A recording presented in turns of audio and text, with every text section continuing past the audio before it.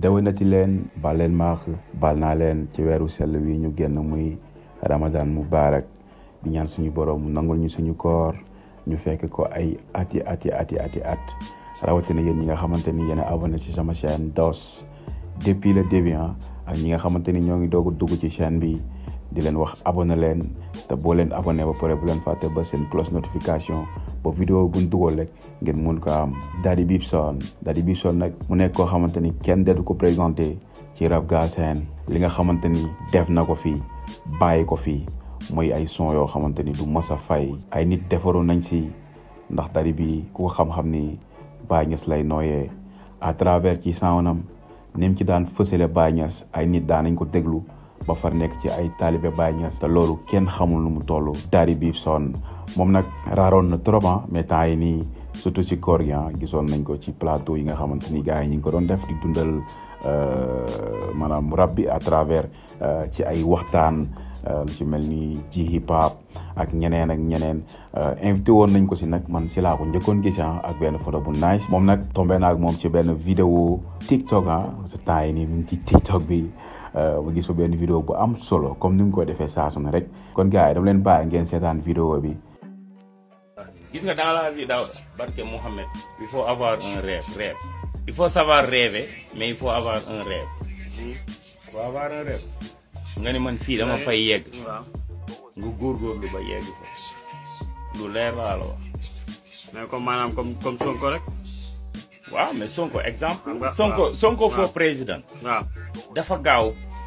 rêve am ak ni mu ko réalisé dafa gaaw. parce que bu ko gëmul woon.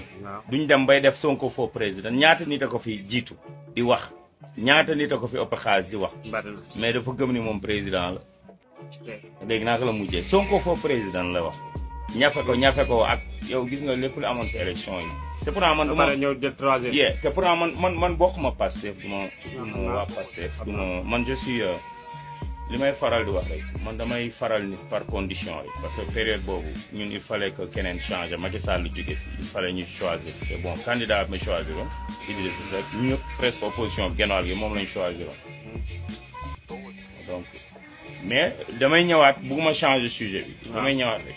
ni la rêve boo ko amul Daouda muy ñëpp la waxal c'est un truc c'est pas un truc politique c'est pas un truc mais c'est un truc social gis nga Daddy Bibson man lépp loo xam ne mus naa ko ñafe sama life damay wax ni lii man maa ko gis nga gars yi dañuy faral wax king ñëpp di ma woowee king man king tuddeewu ma ko sama bopp mbedd mi ñoo may woowee king comprendre moo tax man la il faut que nga am rêve. man la léegi xamatuma Daddy Bibson king rek laay wax. waaw ñu bëri king rek la ñuy wax ba léegi mais damay si sant yàlla. mais problème bi mooy que da ngay am rêve xam nga la am rêve gis nga man balaa may nekk taalibe Baye Niass dama doon wax ni bruit yi ngay gis ak ay cercle yeeg forme yi loolu yëpp am na lu muy expression bu muy tekki te expression boobu laa dem man ba